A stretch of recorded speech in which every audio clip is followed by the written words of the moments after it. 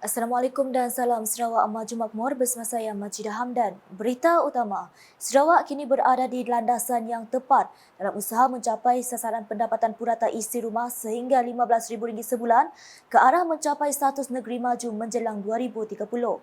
Pemimpin Sarawak Datuk Patinggi Tan Sri Dr. Abang Abdul Rahman Zuhari Tun Dr. Bopeng berkata, berdasarkan statistik Jabatan Perangkaan Malaysia, jumlah pendapatan bulanan isi rumah di Sarawak mengalami trend meningkat yang mencecah RM3.9 bilion pada 2022 berbanding RM3.7 bilion pada 2019 atau peningkatan sebanyak 5.4%. Menurut beliau, dalam tempoh 3 tahun, purata pendapatan isi rumah bulanan menyaksikan pertumbuhan meningkat daripada RM5,959 pada 2019 kepada RM6,457 pada 2022 atau peningkatan sebanyak 8.4%. Concurrently, the median monthly household income also experienced significant progress, reaching 4,978 in 2022 compared to 4,544 in 2019, signifying a notable increase of 9.6%. Beliau berkata demikian dalam sidang media selepas mengadakan lawatan ke tapak rancangan Tebatan Banjir Fasa 3 di stesen PAM nombor 8 Sungai Berangau dan tapak pembangunan semula Kampung Datu di Sibu pada Isnin. Premier Sarawak menambah pada 2022, purata pendapatan kasa isi rumah bulanan di Sarawak di kawasan bandar meningkat kepada RM7,744 daripada RM7,243 pada 2019 atau 6.9%. Manakala jelasnya di kawasan luar bandar, purata pendapatan kasa isi rumah bulanan mencecah RM4,579 pada 2022 berbanding RM4,218 pada 2019. Datuk Patinggi Tan Sri Abang Zuhari juga berkata melalui program pembangunan berimpak tinggi, Kerajaan Negeri berhasrat untuk memastikan tiada yang ketinggalan dan peluang boleh diakses oleh semua rakyat. The Sarawak government also invest in human capital development to ensure our people are equipped with the right skill to increase their average household income to 15,000 per month by the year 2030. Sementara itu, Datuk Patinggi Tan Sri Abang Zuhari menjelaskan usaha pembangunan semula Bandar Sibu yang dijangka dilaksanakan sepenuhnya dalam lebih 10 tahun bakal mengubah Sibu kepada bandar yang mampu menarik pelaburan dalam bidang perkhidmatan, terutamanya pelancongan dan penjagaan kesihatan. And the whole Sibu town, the landscape will change. It's a game changer. And Sibu's economy for the next up to 2035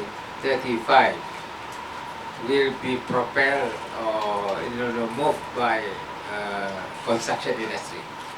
That will create a lot of jobs in the construction sector, and upon completion of the whole exercise, then Sibu become a different Sibu that will attract investment in services, particularly tourism as well as other services such as hospital, healthcare and so on, because the whole Sibu town will be changed.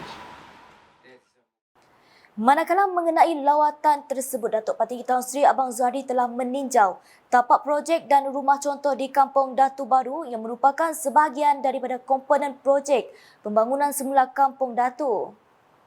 Projek tersebut melibatkan seramai 271 pemilik lot tanah dengan 247 buah rumah di Kampung Datu Lama, Kampung Hilir dan sebahagian Kampung Baharu.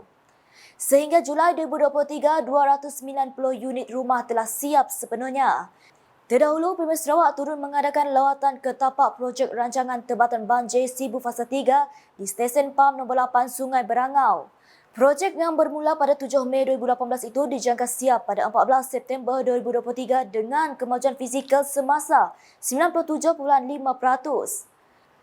Pada 9 pagi, Datuk Patinggi Tan Sri Abang Zuhari telah mempengerusikan mesyuarat Jawatankuasa Koordinasi Pembangunan Negeri. Mesyuarat tersebut merupakan yang keempat telah dianjurkan pada tahun ini selepas Dekapit, Miri dan Lawas. Antara lain objektif mesyuarat itu adalah untuk membincangkan hala tuju, isu dan penyelesaian baru dalam memastikan semua projek yang telah diluluskan dapat dilaksana mengikut spesifikasi. Selanjutnya, setiap pihak harus bekerjasama dalam menangani penyakit HIV dan AIDS. Menurut Premier Sarawak, Datuk Patinggi Tan Sri Dr. Abang Abdul Rahman Zahari Tun Datuk Abang Openg, kerajaan negeri berhasrat untuk berada di depan dari segi respon terhadap HIV. Katanya kerajaan Sarawak ingin berkolaborasi dengan pihak lain yang berkebolehan termasuk Yayasan AIDS Malaysia MAF dalam menerajui usaha tersebut. Firstly, I would like to take this opportunity to thank the Malaysian AIDS Foundation for its tireless efforts to support Sarawakians who are living with or impacted by the AIDS epidemic. You put her heart and soul into getting the job done and helping those in need. And for that, I would like to extend my gratitude to all of you from the bottom of my heart. We may be separated by the South China Sea, but as a nation, we are united in our mission to end AIDS.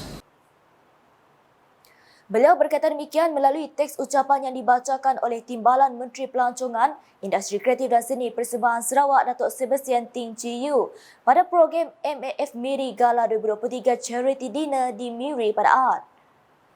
Tujuan majlis itu diadakan adalah untuk mengumpul dana di samping menyokong program HIV AIDS Critical di Miri yang akan memudahkan akses saksama kepada penjagaan kesihatan dengan menghapuskan halangan kos perjalanan melalui pemberian elan perjalanan kepada pesakit HIV yang kurang bernasib baik atau mempunyai penyakit kronik yang tinggal di kawasan terpencil.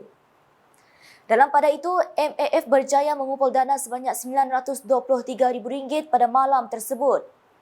Paparan seterusnya, program Niti Daun merupakan platform mempamerkan pakaian tradisi pelbagai kaum selain mengetengahkan adat dan budaya di Tatau khususnya kepada para pengunjung yang datang dari luar Sarawak.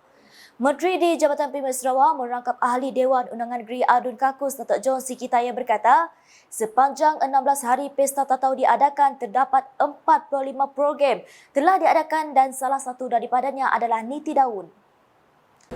Jadi dalam program kita meniti daun ini ada 18 pasukan yang mengambil bagian. 18 tim mesti mengambil bagian yang lebih kurang 1,500 orang.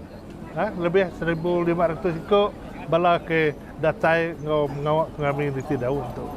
Jadi pengawak niti daun ke sekali itu kita pada tadi kontingen kita itu tadi cukup mayuh pada aku.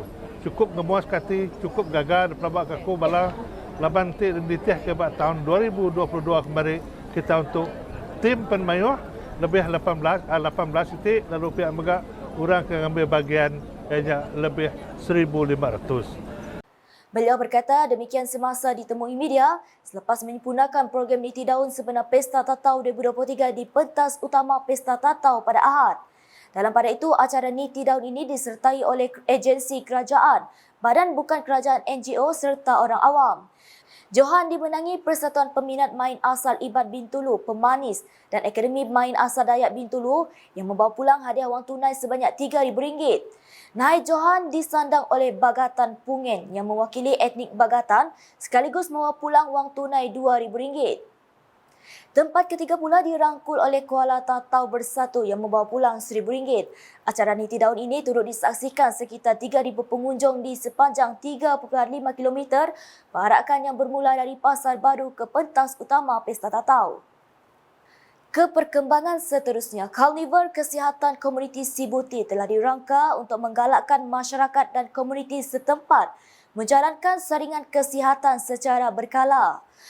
Penganjuran karnival itu dapat menyampaikan informasi kesihatan secara bersemuka kepada masyarakat mengenai kepentingan gaya hidup sihat, menjaga kesihatan diri dan juga komuniti.